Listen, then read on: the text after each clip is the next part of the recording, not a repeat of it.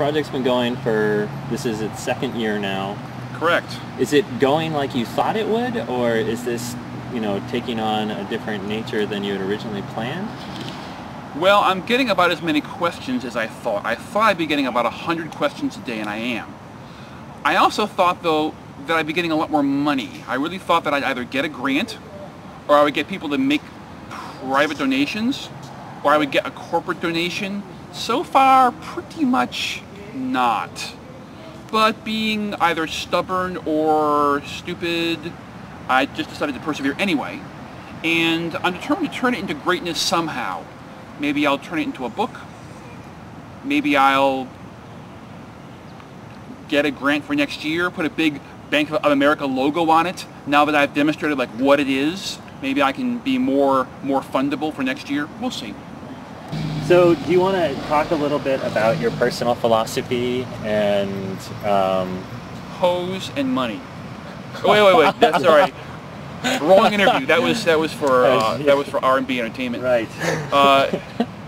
So for this interview, I'm going to say I basically have three ideas. Number one is going to be just activity. I really believe that amongst my personal hobbies, my life is a hobby, like improving my life, making it awesomer, making it more interesting, living life to the fullest. That can't be a rainy day project. And if I've got problems, I want to tackle those problems. Number two, I really believe in rational thinking. I have this idea that there's a spectrum of intelligence, all the way from like crabs up through chimps, and then you have humans, and then maybe like aliens and superhumans in the future. Well, when does civilization happen?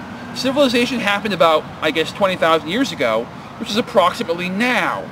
So essentially, humans are the stupidest possible creature that could develop civilization. And we still have a lot of chimp inside us. Like when you want to eat a whole box of Oreos, or fall in love with the wrong person, or get into a fight because of car traffic, that's all your inner chimp going like, ooh, I'm the animal. I have all these emotions and feelings. Now, I'm not suggesting that we go all Vulcan and become emotionless, but if you don't have some human about what you're doing in your life, that's, thinking from your head, you can make a lot of wrong decisions. And the most common question I get is usually, how do I find love? And wrapped up in there somewhere is almost always this idea that if I feel love, it must be perfect. I feel it, therefore it's perfect. But our feelings can mislead us. So I think being rational, that's a big one. That's pretty awesome. Number three, I try to make all the answers that I give like matter to someone, be useful to them. For example, if someone asks me a question like, I'm frustrated, when will I find love? It's really easy to write the advice column and just say, oh, don't worry, honey, it'll come someday. I don't want to write that answer. I want to write an answer that will actually be useful, like, get out there, go online, go to the supermarket, say hi to people, be brave, and like learn who you are, because confidence is attractive. So I'll give actual pointers to questions that it would kind of be easy or lazy to just answer whatever good luck in a feel-good way. Oftentimes, people know what the answer is. Like if they write, I don't have a job, what should I do? You should look for a job, right? So sometimes the answer that I'm writing is more motivational than it is anything else. So I think to myself, what is stopping someone who has alcoholism from joining Alcoholics Anonymous or from calling the Samaritans? It's usually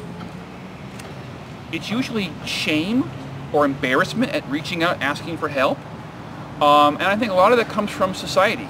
Society looks down on alcoholics and smokers and people who are overweight because we assume that it's their willpower that's faulty. Like, you're a broken person. Why don't you just stop smoking? Well, it's hard. I would say it's nearly impossible to stop these addictions without some kind of outside help. So we should really be telling people it's okay to ask for help. We're not going to make you feel embarrassed. We're not going to shame you and just saying that you're weak for going to seek help. I think going to seek help is a strength. So are there some questions that you get over and over and over again? Do you have a list of the most common questions? I'm sure I can do it just from memory. We can nip it in the bud and just answer them right here.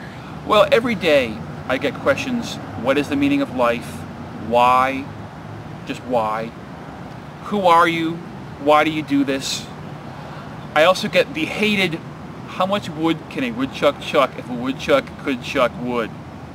What? Wait, people ask that?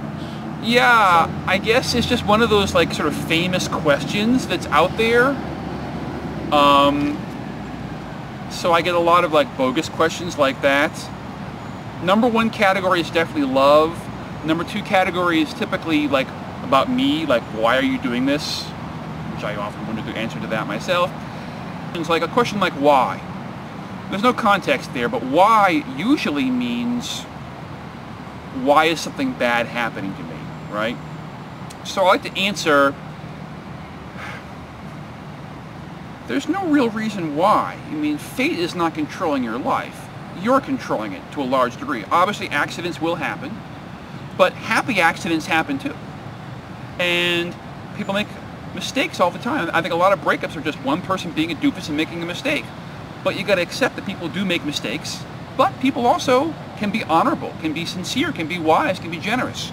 So the trick is not to get emotionally bogged down in trying to analyze a bad thing that happened, because if there's no answer, you just go around in loops, like super analyzing this thing that can't be figured out.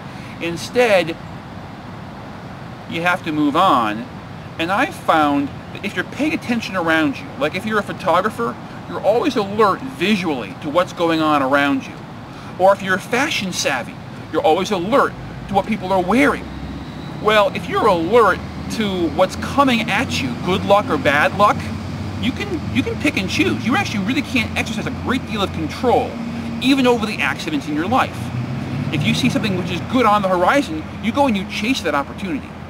See something bad on the horizon, you run away. And you've got time to run away if you're paying attention. So I would try to write that in one tiny card.